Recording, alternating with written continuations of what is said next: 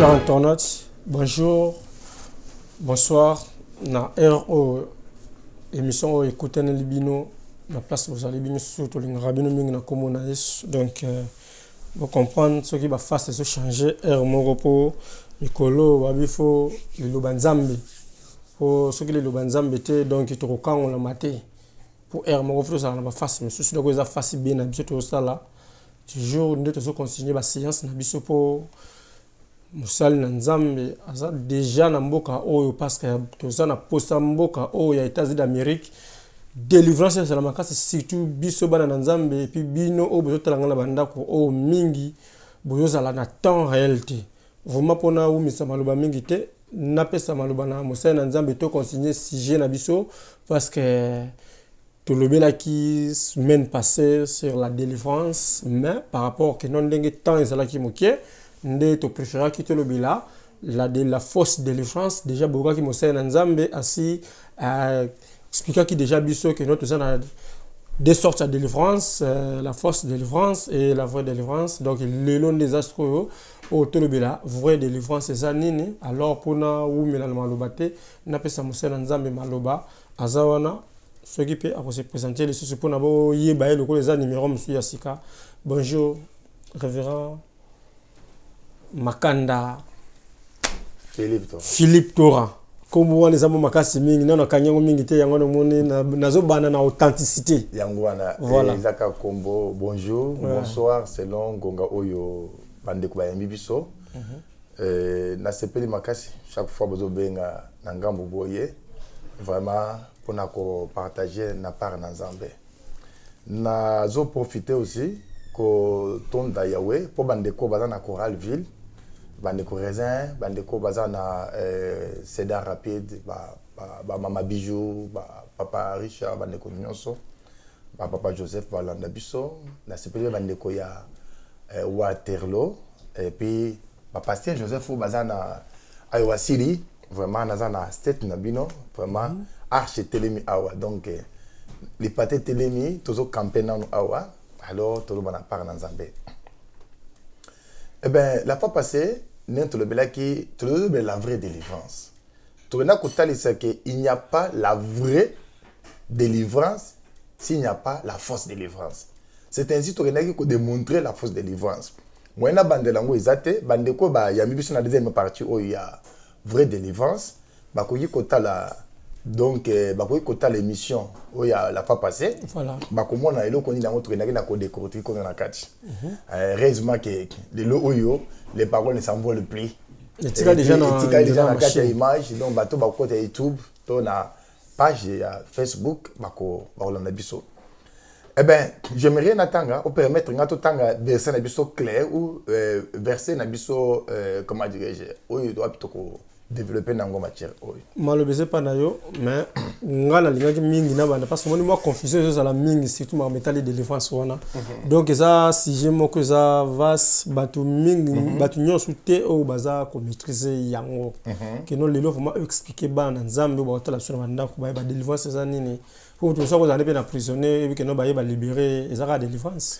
Eh bien, merci beaucoup. Parce que même vous rappelez, en ordre, tout définira qui délivrance était. Voilà. Délivrance, selon la définition étymologique, c'est une action délibérée. Voilà. Cela veut dire, et comme vous kangamaki, bazaliko fongolengo. Mais selon la Bible, délivrance, c'est aussi guérison. Okay. Délivrance, c'est aussi, on dirait, une, comment dirais-je, solution. Donc, ce que là, il y a la biki, c'est la délivrance. Il y a un comment la mukanda, il y a Somme 107. Ce que j'ai à partir du verset donc 9 au bandi komata kuna au moment que kola zobelela. Le bien était dans leur malheur, dans leur souffrance, on a bayuda.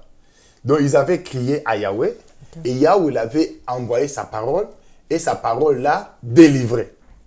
Ozomonengeza ou là plutôt l'a guéri. Donc on parle de donc quand quelqu'un est emprisonné, il est malade. Quand quelqu'un est lié, il est malade. Quand il est libéré, la Bible aussi signifie, signifiant le là, il est délivré. Guérison. Voilà, donc la délivrance, c'est appelé la guérison. Et ça, action à rendre libre. C'est ça la délivrance. Par donc la définition étymologique. Mais la délivrance, toujours on a la Bible ici. Mais pour t'expliquer, délivrance, c'est la vraie délivrance. La vraie délivrance, la Bible est exigée. Voilà. Pour tout le monde, on a délivrance juridique, délivrance, délivrance, il y a des lignes, surtout, on a un rapport, on a autre chose. Exactement. La fois dernière, on a dit que je ne refuse pas qu'il y ait des liens. Voilà. Les liens existent.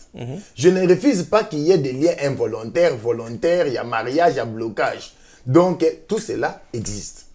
Mais néanmoins, il faut totalement savoir dans Zambé. Délivrance, c'est ce parce que tu vas confondre entre ma service de prière et la délivrance pour ma dite. Il y a des choses. Je pense que non, des mois qui aillent aux ongles. Mais cela veut dire que nous délivré. Au moins, il y a un prisonnier qui a PC liberté provisoire. Donc, il n'est pas libre. Donc, toutefois, quand on est dans la prison, on est en prison. Donc, liberté provisoire, tu n'es pas totalement libre. Donc, comme tu as PC résidence surveillée, tu n'es pas libre. Alors, il faut la vraie délivrance, il faut la délivrance totale. Quand on est mobile, il Moïse, na Pharaon, il faut tout le monde mobile. On a Moïse. Il y a Moïse, tu as écriture. Pour convaincre non, la vraie délivrance parce que moula ba verset konoka awa mais ba l'écriture ya pas maté parce que nakati ya évangile éternel d'Isali. Nakati ya parole éternelle d'Isali, cela veut dire écriture il faut que ça en vie. Et ça quand que non tout juste station moto PC écriture, mais écriture peut ça m'a révélé, peut ça même ma PC en vie. Écriture il faut elimbolama. Ce que dimbolamité et vite. Je crois pour la ba sali droit. Et il y a la lecture des lois, la lecture des droits. Cela veut dire, il peut y avoir donc loi pénale, il peut y avoir loi intelle, mais il n'y a que les juristes qui peuvent faire la lecture donc de la loi. Par exemple, mais quand quelqu'un n'est pas juriste, il n'a pas l'habilité, il y a quoi interpréter la loi. Donc cela veut dire qu'il n'y a que donc les juristes formés qui peuvent interpréter la loi. C'est pareil aussi avec la Bible. La Bible, il n'y a que ceux-là qui ont reçu le mandat d'Adonai qui peuvent interpréter la Bible. Donc, on est là-bas qui est tout comme un raisonnement, tout en Hébreu, chapitre 11, verset 24, ce qui, comment dirais-je, Bandeko Bazolandapé, Bakokipe toutefois ko tangue longo na biso, et c'est que bazana ba Bible na bango.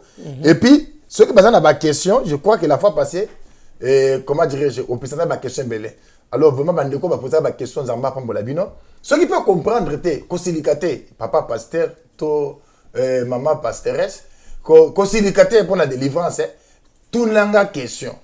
Et puis na ko sepela pe sur la ville, to na état oyo. Ce qui peut moutoisa na enseignement de délivrance. Na lolenge mususu to mona moni makambango ya kosambela o donc ba mususu ba professionnel pe ba koma pe ya métier que non tei boye le banzambe bana nzambe ba capter mais ya désinformer information. Non, problème aya contredire yo même surtout na ba texto to so mona ngo et déjà la prophétie tant ngolo botamaki déjà ba sakolaki balobaki déjà pas si meilleur le cet enfant sera un sujet de contradiction. Alors ceux qui mutumo dans la vie contraire a dit que makambonga na tei ko quitter aye kaka awa au principe pétant il aye ko prouver sur l'écriture. Alors on appelle toté donc par rapport à l'écriture alors ils appellent bien sa délivrance wana ils a bien mutonengo na soka zali na kukumisa ya wenzambe na kozale na plateau na bino alors vraiment tokotanga merci monsieur Nzambe le balanzambe tout le monde bazongo na contestation te to lingi pete makambo ya contredire que yo yebi bible mingi to yo kalilo balanzambe. Ok, Totangi Hébreu chapitre 11, Totangi verset 24, Toko Kitango Mouké, Balabi Boye. C'est par la foi que Moïse, devenu grand, refusant d'être appelé fils de la fille de Pharaon, aima mieux être maltraité avec le peuple d'Élohim que d'avoir pour un temps la jouissance du péché. Regardant l'opprobre de Hamashia comme une richesse plus grande que les trésors de l'Égypte, car il avait les yeux fixés sur la rémunération. Version nanga Bible nanga tanga ezali donc avec crampon. Ce que vous avez la Bible avec crampon version pour comprendre pourquoi nando ba Hamashia signifie donc Christ dengue bino bozo benga on a qui est hébreu. Non, Amashia, ils sont les Hébreux. Non, là, on est qui hébreu, non? Ils sont les Hébreux. Voilà. Alors, on a le la fois dernière, que la vraie délivrance commence avec la conscience. Okay. Moïse a qui n'a qu'à Égypte. Mais Moïse, alors, et c'est qui, bah, lui, tant ou coli. Yango, moutou, ce qui a commis m'attire. C'est là où ça commence la délivrance. Il faut que nous ayons conscience. Si nous avons conscience, il y a vie na yete. Si nous avons conscience, que non, il faut que nous ayons cambo yete. Donc, ça nous immature. Akobimakate. Donc, ne pas dire que nous la masanga. Ce qui a dit que ça c'est un faut tika dia masanga. Ce qui n'a pas conscience, c'est akobimaka yangote. À cause de la kamouumbo ya masanga qui nous liwana ye. Alors maintenant délivrance, na ina expliquer yango bien, très bien. Pour nous faire comprendre biso. Conscience et zanini. Conscience et zanini par rapport à la vraie délivrance. Et c'est ce que vous comprenez le komoko. Tant que Moïse a comme grand, comme conscient, Paul a dit qu'on expliquer conscience wana. Toke kotanga pour te comprendre conscience wana. Amen. Toke kotanga mukanda ya nali ya Pierre, toke ndo komona conscience. Je vous en prie, dans communauté. Bolimbi sinaza Rimé? non, nazo luka yango. Ok. Totangi. Pour la bande que vous appelez la bande que vous avez on a biso. Tout ça dans 1 Pierre chapitre 3 verset 21. Frère Pierre a le Bible. Cette eau était une figure du baptême. Awa Pierre a dû expliquer traverser la mer rouge. À l'obi, cette eau était une figure du baptême. Puis il a dû expliquer Maï ou à Noé. À qui dit dans sa Bible.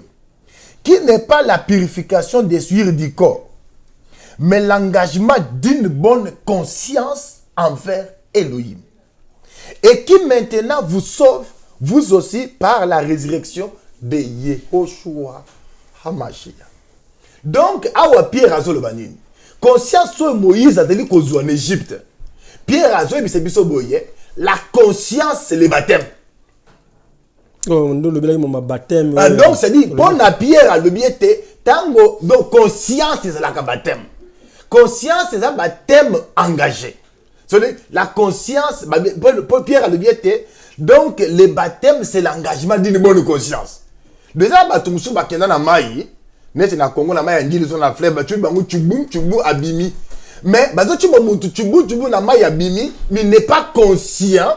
Mais loko oye ya sanini, azo kende kosala. Révérend, on a quatre mots de pour na yo, ceux qui m'ont assis. Bon, pour na Bible, c'est pour na Bible, c'est azu baptême. Donc, ça mutu o ça délivré. Na kobi maintenant, il y a mon abi, pesanga t'en expliquer, au comprendre qu'est-ce que je vais dire. Alors, donc la vraie délivrance commence avec la conscience. Et cette conscience, frère Pierre le définit, c'est le baptême. Donc, le Seigneur le mouton a vinaillé, engagé en panzambe. Alors, ceux qui m'ont engagé, vinaient panzambe, ata boutubé na maya bimi, atikali kozane moi na nzambete, aza sauvé. C'est pourquoi ma pasteur, pour me mouton na maya que le combatisama. Et Seigneur o teaye malamu à comprendre. Peut engager vinaient panzambe. C'est alors, maïwana est symbolique, mais très significatif.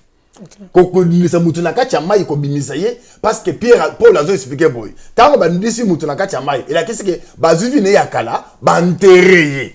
Tango bazo bimisaye la kisi a commis à ressusciter. Alors tango mai wana choli o batuba ki la kisi que vie na yakala salini eleki vie ya sike bandi. Yango mo le biete si quelqu'un est donc Hamashia donc en Christ, il est devenu une nouvelle créature. Les choses anciennes sont passées, toutes choses sont devenues quoi? Nouvelles. Vous comprenez? C'est-à-dire, Moutou Oyo a eu engagement. Il y a coupé sa vie n'a pas dans Nzambe. N'est-ce pas qu'il y a une délivrance ces hommes? Aussi longtemps Moutou n'a eu et quatre lotis à engager vie n'est pas Nzambe. Limbisanga frère Elvis. La fois dernière dans le Baki Boy. Bah te belé ba kenda biyamba sont des religieux. Baba na Nzambe té. Bah ça, et ça démo coutu ya religion. Oh Paul le Baki c'est Nicolas Souka. Bato, limbisanga la chez quand même. Non, la question ça yo maintenant le ba quand même pour toi cette idée. La fois passée ma question il y a que le pasteur bozo kata mingi. Bozo kata te mais quand même n'a pas cette idée, c'est la délivrance. Je crois que ma question est comment je suis là pour la répondre. Ah oui, ça torrent du temple. Na pour répondre à ma question non. Vraiment on est là. Mais yo que comment je sais ça. Problème c'est que mutok le to kenda bato mais ça ka boîte de nuit. Et ça ka ba kenda dans l'église. Yo kende ka l'église au monaka ba yendo ba yemba ka l'église on peut binaka. Zela ka mariage moko fête eya ba ngone ba ko bina wera. Mais yebisanga yi soko na ka écriture. Bible le biboye, vous verrez la différence entre les justes et les méchants. Entre ceux qui servent Dieu et ceux qui ne le servent pas. La différence soit les awo ba pasteur ba te abisoté. Que différence entre les justes et les méchants, ça que non, bah méchants bazo souffrir, ce qu'on va dans nzambe bazo zombongo, bazo pango la maté. Différence ça par rapport à conduite. Différence ça par rapport à nature. Différence ça par rapport à comportement. C'est ça cette différence. Ce n'est pas une différence que moi dans nzambe faut ton meuble. Moi dans nzambe faut ça la bonne. Non, toi à bali à boti, so muto boti tout ça nzambe. Non, mais ba chèque pas boti. La chance que tu vas chèque ba boti ba nebele. Et là ici ba ko ba dans nzambe. Non, non plus. Tu comprends? Donc la délivrance commence avec la conscience. Ce qui moutou a eu conscience et ça passe. Et puis qui délivre? C'est ça aussi une question. Qui délivre? La Bible dit ceci. Si vous connaîtrez la vérité, et la vérité vous affranchira. Est-ce que vous comprenez le quoi là? Je m'excuse. Vous connaîtrez la vérité. Et la vérité vous affranchira.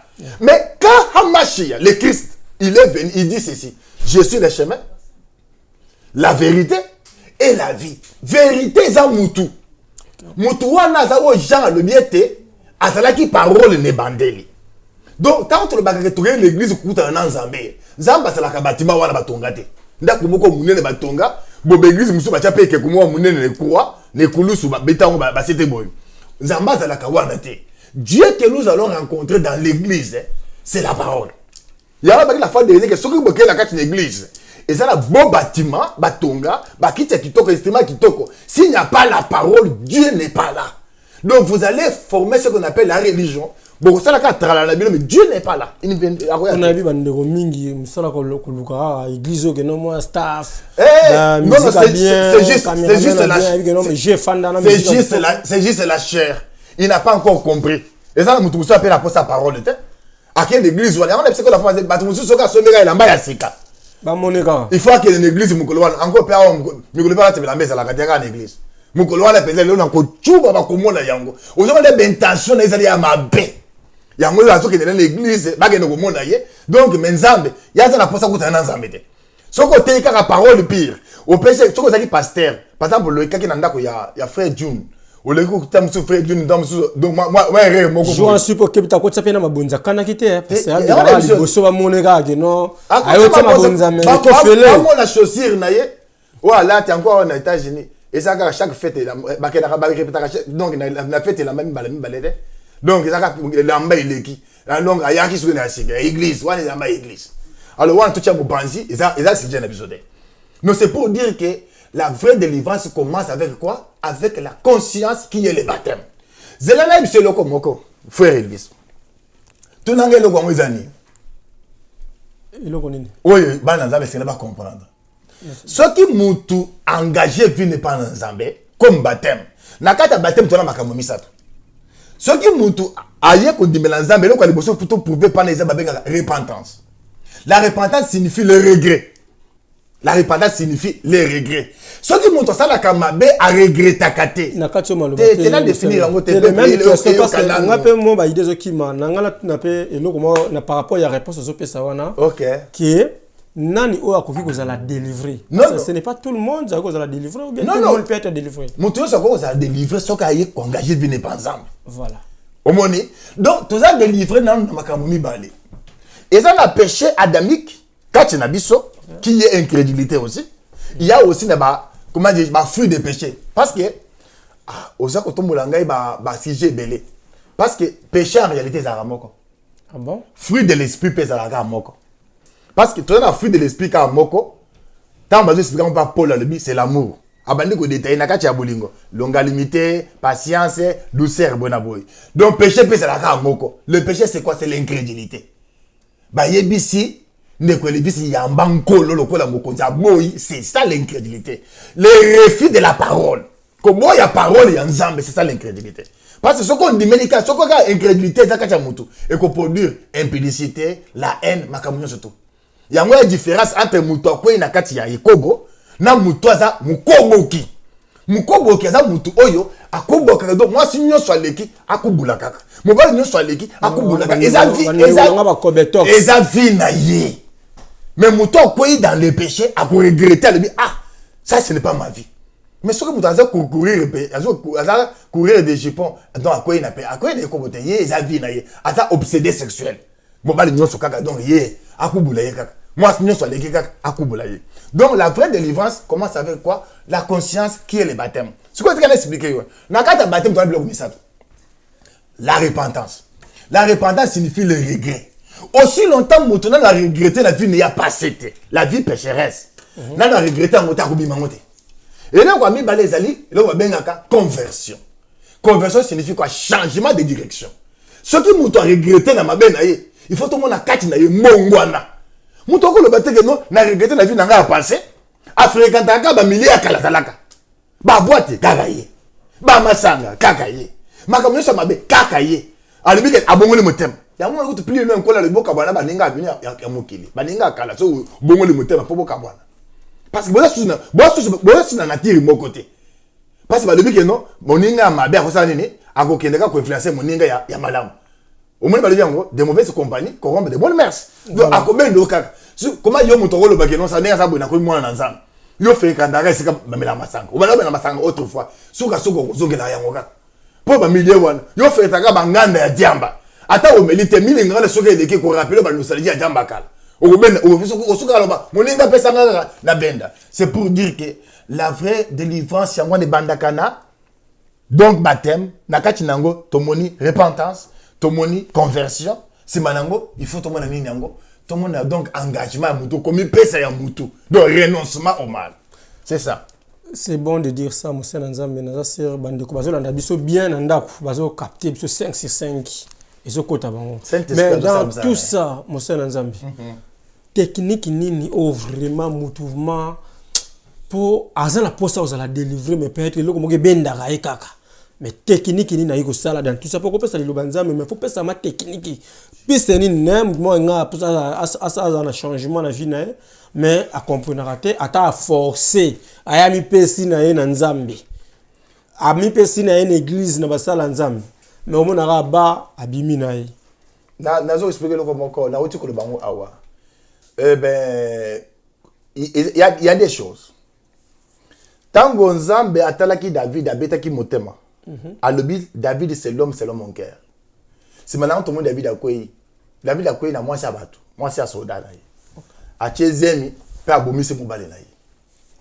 mais tout le monde David tango nzambe azali ko annoncer le coup de sumwana David alali na mabele alilité pa na nzambe depuis wana tire ni David esili bible le tolo bate etrela ko lo bate que David azwaka masi mosusu azwa su masi sur mutute akoya su na mwasi abadute azemisa su les bandate c'est ça donc eloko babengi repentance eza na batu to benga za na bolembu mutu za na bolembu aza mwana na nzambe donc mutu soka za mwana na nzambe zo koya na bolembu okomona ngo par nature na ye akoyi na kati lisumu songolo pakala parce que Pierre dit papa nous sommes des saints ce qui fait de nous des saints c'est la parole que nous avons reçue la parole pire bien sûr mais nous sommes des imparfaits. Il y a différence entre être saint et être parfait. Parfait, toujours bon pour toi atteindre la stature parfaite de Yamashia. Tout comme le col en colo. Il y a mon élite tout à yango. Donc vous allez saint. Donc tout ça saint. Alors il y a les imperfections. Toujours bon que ben personne est lungo quand na biso. Mais au côté moi dans nzambe non ça va. Et que na gauche aza. Et que na droite aza. Na makamunyo si azalaka. Alors wana aza moi dans nzambe parce que vous avez azo bundisa mabe te mon santo bundisa ka mabe. Vous comprenez mon santo combataka mabe. Siko eloko ni muto ko sala. Muto face à il faut azala attaché dans nzambe. Yango ko le bete sortir au milieu de. Alors bima kati ya milieu mabe. Bima na kati ba compagnie mabe. Bima na kati bizali le mabe. Attaché-toi à la parole. Attache voilà. Pour ça attaché dans nzambe. Et ce que bungisa bandeko mingi yo bazana no bazolinga bakota na monde yo zali la sina expliquer yango yango zo mona siko eloko mususu yango o muto tala kati eloko zo kweza ye frère Elvis zela bisalo na uti ko pesa écriture moko a bien aimé Paul le si quelqu'un est à Hamashia il est devenu une nouvelle quoi créature papa les liens volontaires existent les liens involontaires existent. Mais ce que mon mouton, comme moi en Zambie, a comme à liaison landaye, il faut vérifier sa repentance et sa conversion. Cela veut dire que conversion est seulement kachanaïté. Cela veut dire repentance est salamate. Bien aimé, quand quelqu'un est en Hamashia, en Christ, il n'y a point de condamnation pour ceux qui sont en Christ. Ainsi déclare la Bible. Si on montre dans la carte, il y a encore condamnation, ils ont des sociétés. Donc, tu as un lien en famille, et quoi il y a un moko. À ça, la besoin quand tu es jeune, il y a 50 jours pour balayer 4 ans. Si on dit que le bien, c'est moi dans Zambie.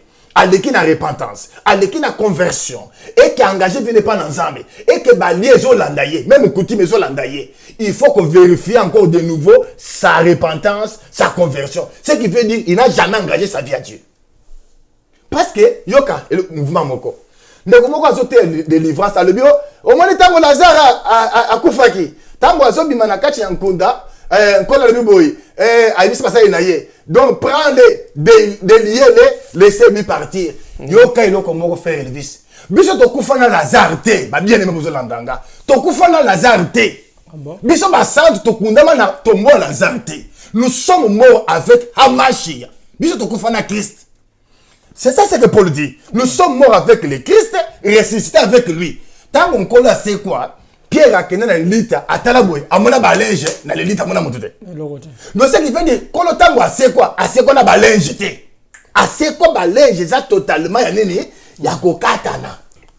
Tu comprends ça? Donc, biso to kufana Lazare. Kokufa Lazare, na tombo Lazare, et ça est notre sujet. Sur le plan prophétique, il représente Israël. Israël est mort dans la loi, il est bandé.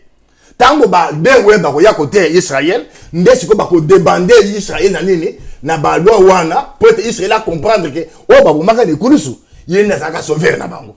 Mais surtout ko fana la date. Nous sommes morts avec Hamashia, le Christ, ressuscité avec lui. C'est pourquoi dans votre temps de loi a été si quelqu'un Paul dit est en Christ, il est devenu une nouvelle créature. Et il n'y a point de condamnation pour celui qui est en Christ.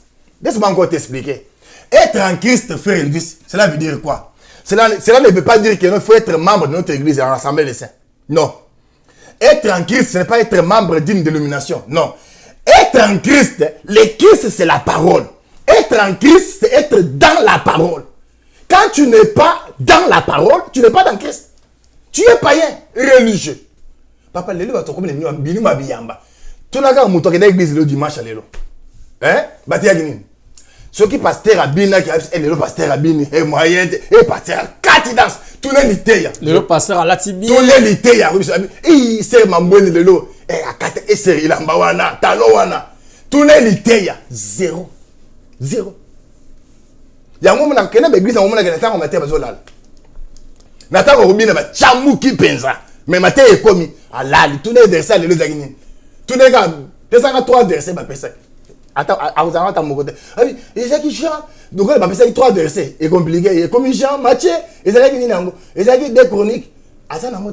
Pourquoi? Parce que l'église à l'élo et ça nango ba tourisme et puis il peut l'église à l'élo ça fait ba mouvement et puis notre monsieur Nzambe question sur la ngai na mutu car les mêmes basal Nzambe bana Nzambe ba robina wana Yesu alongi Yesu boye tango prédication kaka les mêmes bango wana pe na concert les mêmes jours na tongo na ni mais siko nge bo sala bo baluka sur place donc bino ne besoin te ba tu bien te une très belle question par rapport à la délivrance une très belle question vraiment pour la Bible boye boni ba ko invoquer muto na ba yokate ke bazolo ba pona ye.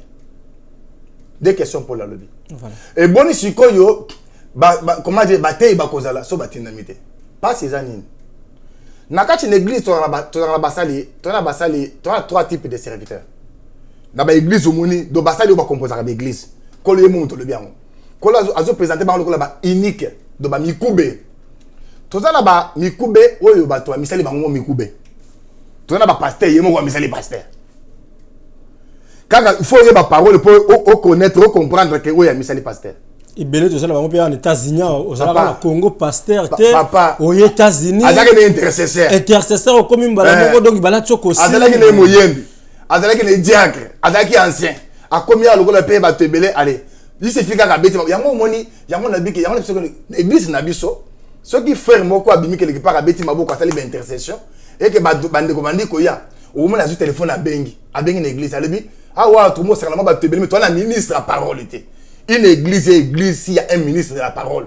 Il y a différence entre un prédicateur, un exhortateur et un enseignant de la parole. Parce que l'église est fondée sur les enseignements des prophètes et des apôtres. Mais quand l'église, vous commencez, donc du janvier à décembre, et ça comme aller ici, donc les gars, c'est théologie, non? Mais d'abord, théologie, frère, la plupart, surtout les États-Unis. La théologie n'est pas mauvaise, mais sa définition est mauvaise. Okay. La théologie signifie la science qui étudie Dieu. Comment on peut étudier un Dieu qui est abstrait, qui est donc, comment dire, qui n'est pas concret? Zambé, Dieu est esprit. Il n'est pas matériel. On a faux débat. Donc déjà, tout le bagage qui théologie est bien pour la conception histoire de la Bible. Voilà. Donc, histoire, il y a l'église et Bandaka Wapi. Mais théologie par rapport, il y a quoi Zambé, pour c'est pas Zambé. J'ai dit non. Théologie est spécifique à l'écriture. Mais Zambé, il faut bengama vraiment. Il faut bengama, paix et donc et ganga. Ce gangi, tant que vous avez commis, théologie, ça va bien. Basangi sali biso ba rouleau ba traduire ngona minoko nyonso lelo to tanga ngoti na anglais to tanga ngoti comment dire la kimbesa bozo na biso na balibungi mosena nzambe parce fallait bo dénoncer rappeler ba biloko wana papa problème za boy même lui le bien ngoti nana ngwa kwa ki mungu na biso tanga to gangi eza ba tumusuma te na tango boy je suis le bienvenu ba mususu ba ko biso atali bo alibika yango yandi akoki na nyonso yango yependa akoki sema kamunyoso. Nous avons déjà vécu cela. Dans la télévision, dans d'autres aboyés, il y a un azawana akoka, il y a un azawana, il y a un azassin. Mais il y a une parole pire. Il y a le BS, il y a un azawana, il y a un azassin. Oui, je suis ça. Je suis ma belle ngazara donc hier bon ce que moni aye na place na obie to za na posa bandeko ba na matière ndenge mosena nzamba zote ya boya ko contredire. La débat contradictoire papa parce que la délivrance parler sur la délivrance. La délivrance par prise de conscience ezali ko uta na ezana débatté ezana écriture une société parce qu'il y a des choses les gens confondent ezaboy lelo mutu moko ke na sala kikisi nakati ya kisi ba introduire le bon nzoto physique to ba pc code moko boy code wana il faut que décoder yango il faut que longola yango. Et là, comme on a tout ça la service à prière. Les dames, il n'est pas lié. Ozomona, attends la carte à bouler parce que Pierre a wangala comme colosse. Mais à se repentir. C'est pour dire que Moutoumoko a la carte habitude de Moboy. Mais Ozomona que n'a écouté na batebele. Au sentir quoi à moi dans Nzambe. Au monde mokolo ye, geboiti. Mais ceux qui peuvent la parole, ceux qui peuvent, ceux qui ont musique la parole, au monde attend le yengewana. Ceux qui ont la parole. Azongi bomasika azongi peza pembeni o sentir bon zambé donc sentir soka prier mo jino zokota obi muto za na posa ya ba enseigner il faut se connecter na ye o bali le partage on peza muto peza zongi na nzila peza azongi o monike ba na nzambe baza même les églises batanga kombo la kotanga ba kombo te kuna ba na nzambe baza mais soko te peza ba yoki po nkolo le biete. Mais la connaissance émotionnelle nzambe on soki fandi pe boye ba pe que non oh vraiment malgré azan impact azan mosela nzambe ya munene kombo moko za renommé mais peut-être na kikati na ebe yo mo se senta pe que non oh c'est la franc-maçonnerie oh c'est le moto azan délivrer je n'ai pas le débat là-dessus pasteur ba michia ba zai belé et belé la kotanga ba kombo te nga mona pasteur mo to partage. Malheureusement, les États-Unis va passer, ben, ils partagent. Les pasteurs aux États-Unis n'aiment pas partager. Ils n'ont pas même aussi le temps, il y a autant de Bible. Ils n'ont pas la Bible. Et ça, donc, on dit que tant passer, ben, autant de versets dans l'église. On dit que verset à Taga, on a 5 heures à l'élo. À 5 heures, on a la Bible. Avant, il y a l'église à dimanche. Donc, tant que vous voyez que verset, on a expliqué et qu'on correspond à la verset. Akeye tant qu'on a verset wana ezaka 2 minutes ici nango boté nango sambeli ici non alors mais toyebi ngana mona mutu serviteur alors ndeko moko alobi na ye alobi bon ndeko telemi serviteur pas na biso natanga kombote alobi oh c'est bon ça va si ton Dieu est bon chercher donc essaie les miens frère moko telemi alobi na oh maman na yo frère atomboki makachi yo fika maman na ngai ba français bimi belé alors maintenant mais frère c'est quoi n'a pas toi attaquer frère n'a pas toi attaquer frère toi attaquer le frère comment il faut manquer donc pasteur respect biso na lenge na biso na matière na biso tu ne peux pas manquer pasteur du respect malamoko le frère a le bien ngabo le non a le bien na biso mais il y a le que si ton Dieu est mort essaie quoi essaie le mien n'a essayé les pasteurs n'a pas la tempérance n'a essayé les pasteurs n'a pas la douceur alors biso toujours juste pour aux amants na nzambe na malobate frère Elvis aux amants na banya to na songa mutabiti alors bon tout le monde a su réaction aux amants na nzambe frère parce que ba beto le kofi parce que ça l'homme abe ou la c'est quoi bon nzambe que nous amants na nzambe tempérance bon mais comment bah tout là qui va vous nzambe c'est par les fruits qui va définir que au nom de Dieu on n'en est pas mais la plupart va passer aux États-Unis bon ça la procès hein au bêtier donc il y a bien la police. Mais comment dire wanda le but que non il y a Kaisal on est bon na Kaisal parce que le film peut bonga na Congo zoba alors wana to ça nzambe ngai nazawana naza molobeli ya bana na nzambe nyonso tout donc ba créateur ba créativité nyonso tout ezali na kati na monde oyo ndenge nzamba pesinga moi likabo mo ya soki na lobby mokili captanga facile souci na ngeza ke non bine zone dirait que bozo ko kota vraiment liloba na nzambe kati na bana na nzambe te parce que confusion est trop on nge bino batu bwana liloba nzambe botika li mokie donc lycée bosangani siko bozo te ya eke kana mai bozo te ya obaluki ozo bebisa ba monga be mission luka ba journaliste o luka ba cameraman o luka ba nani mais ozo ko aboutir na résultat ti siko considérable zelelo ko moko frère Elvis na bisa yo ba pasteur baluki ba caméra bazo ça la promotion en coloté propagande des ya bango yo so monite pasteur yebisa limisanga na lo banayo prophétie na bible bon je crois que baniko ba la nime ba yebi Elvis na ebité so ka prophétie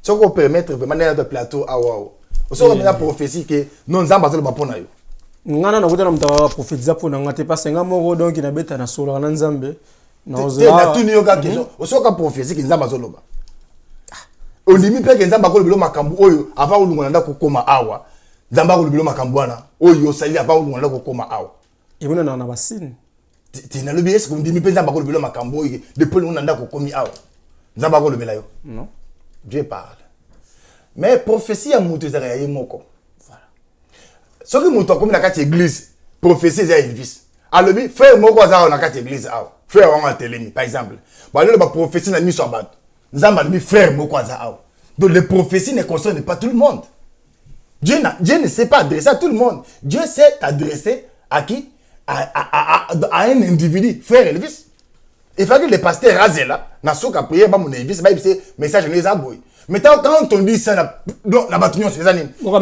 balé ba telemi na mais voilà ko te za inventer l'équipe non c'est pour dire quoi ils a propagande ya mutu donc vous savez que mutu duki ba caméra alinga ça bon ça va bon ba tu ba ko ya ba filmer akona nguyeza loko na siko ba religieux ba za ebele ba ko kende pour ba tozo ko ya ba to na le bac n'a pas passé ba to ba ko ya ba tomber bele ba ko ya ragaga mais délivrance c'est ça la matin ko ya ba tomber wana za délivrance te to kana beglise zo moni spectacle ya mo tsape boko botinde ki mutu mo sana nzambe kenda beglise to moni spectacle pasteur a tshelo boko boy église mo ba tele mena susu a tshebo ba ko bon tout la pochette a pembe o bambika pochette na musika so ba ko ba telemi ta ba telemi susu tala ka ba vidéo wana kende kana YouTube ba ko ba telemi ta 3 fois si mena ko pasteur a sa sur le musute à quoi sert maintenant n'est pas quoi et c'est réuni sur nani bon parce que bah quoi et une démonstration a tombé et dit on pas quoi ça la mode à ça bah quoi à la musique bango à ça bah quoi c'est manango poser passer question bah quoi 3 fois ce que produit pose la question mais bon ça la peka pareil quand on est dingo hein na katio ma formaté pour bien besoin délivrer et dingo pas délivrer attendez ne nous mélangez pas tout comme pays ya ko ya peke ne nous mélangez pas pasteur wala ba frère ya et dingo ils ne sont pas nos frères. Ce sont des loups qui se sont filtrés au milieu de nous. Ils ne sont pas des frères. Ils ne sont pas serviteurs de Dieu. Ils ne sont pas enfants de Dieu. Donc, la vraie délivrance, et c'est que nous avons conscience. Frère Elvis, si nous avons conscience, ça vient d'être. Il y a moi ça libala. Baba liyo. Nete nete azina mabala pasi boy. Yo comme ndako libala. O luka ko na libala mususu. Mama, vous avez conscience, ça vient na yo. O mbasi bole bazala kitoko batanga, bazala mabala te. mais siko yo mobali abali yo c'est manango bi na bali musu lobi nango tango siko ba ko benga na bali lobi nango de moi ya famille na biso o famille biso to bana na mabala te pasteur ngana ko pona kate tata mwasi na biso balaka de bali kufaka mama na biso balaka mama na bino mutazaka na de bali biso ko za mbali musu c'est la conscient quand on s'engage pour les mariages il faut ça encore la soso so comme à 18h à tibek na ye a kwanza na mabela bi na ko li lisusu te et si le coach na ya mon sur la bali si bato na église to na kamutu boy est-ce que so comme na lemba terministe pour cela no comme na lemba terministe c'était au cause l'autre na lemba foire na no comme na superité ozo continuer voyage soko lingi sikoyo oso ki se faut comme na lemba terministe na le bité les amants la lemba na fait un exemple ozo comprendre no c'est pour dire que mutu face à lui mutu face à la conscience ya vie na ye il a conscience ya vie na ye yebisanga nana yo lelo oyo bato bazeba yo webi ke basi mususu limisanga asa moi si kitoko yo di ozimi par exemple nengo za boye par exemple mobali yo mutu zo sala ake ko tricher na moi sa bato libala yo mama oza sir penza ke mobali yo a tricher na yo akoza la confiance no ke soka tu na ndako yo ko tricher te il faut mobali wana za la fou ayibi no ke nengo za boye ngai yo za na libala na zo yiba yo lo outi na mosala maboko bokeye mopanzi yo auti mosala de ki mopanzi mobali wana kotala ko bala yo te libala no ekokufa okotikala zoba pourquoi parce que ayibi ke asa na confiance na yo te oza mwasi moko mo sérieux oza infidèle akufa sur na libala te ayibi ke yo na libala nazo bimana yo siko tant na bali ovanda okomona mususu alekinga parce que ngala lekaki mobali na yo alors yo komona mususu alekinga obana pe kumana ye mwasi na ndako telengana c'est maintenant ça akoma siko likamu na wenze donc bako tambwisa ye donc ako yonga na yunga na ti finalement abwaki nzoto mama simoko kitoko abwaki nzoto pour dani nango o mbala ka bela ka jango po mobala ngwa ndimiye ay mobala ngwa ndimiye siko mwasi ko bala mobali moko za na mutu ezo sala ako bala masiko na mobali moko mutu sala te pourquoi parce que abwaki nzoto moni ke so na ageleki ou soit mama babengani oboy omona mwasi na la so na ilongite tunanga ilongine comme ilongine comme ilongi ya masque oui masque ni te pas que ndata na wema te facha fond de terre parce que tu fond de terre te bato ko na chez ilongine akomi ko français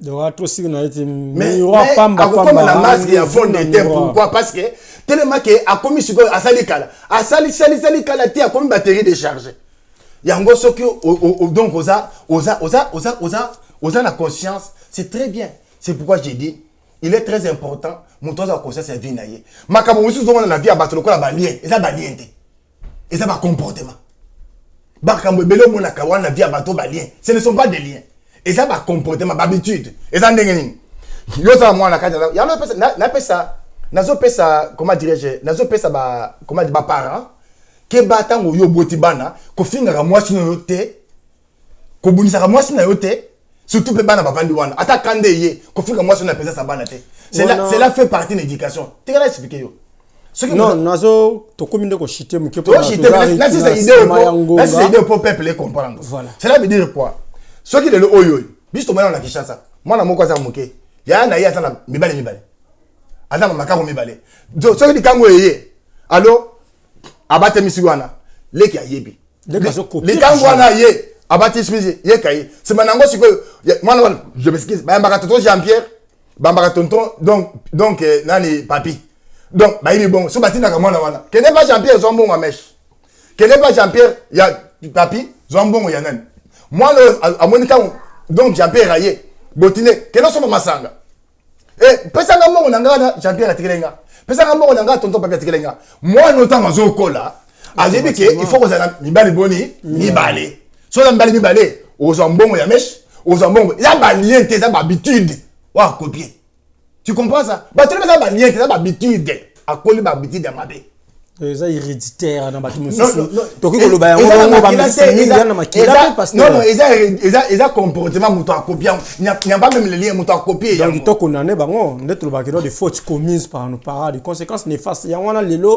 OK bandeko bana simazo ko apprendre net za na yaya ngana ko pesa net exemple na ngai ngana rotanga classe na otanga classe mais ba futi na minerval mais tant comme il leki na ngai akomi ko tanga classe ba futi le minerval te mais ye akomi ko pesa exemple que non soki alinga ba pesa mbongo minerval papa mo note mais faut ngana ke ko futi le minerval te papa moni po yaya zaki mwana liboso mais mwana liboso o ya sala kande ya ngwana e ya kana bana basima merci Mosé Nzambe na si to commune na suka lelo vraiment bo tondi maté ya o Mosé Nzambe te biso lelo to parla qui c'est la délivrance semaine passée tu parlais qui c'est la force de délivrance. Non, tu parlais de la délivrance et Mosé Nzambe a décortiqué avec non la délivrance là tout ça na la force de délivrance na vraie délivrance et semaine les cas qui te lobela qui force de délivrance boyoka qui biso capter biso ba message ya ke belé et lelo ne te lobela qui c'est la délivrance donc ba Nzambe il faut conscience c'est ça là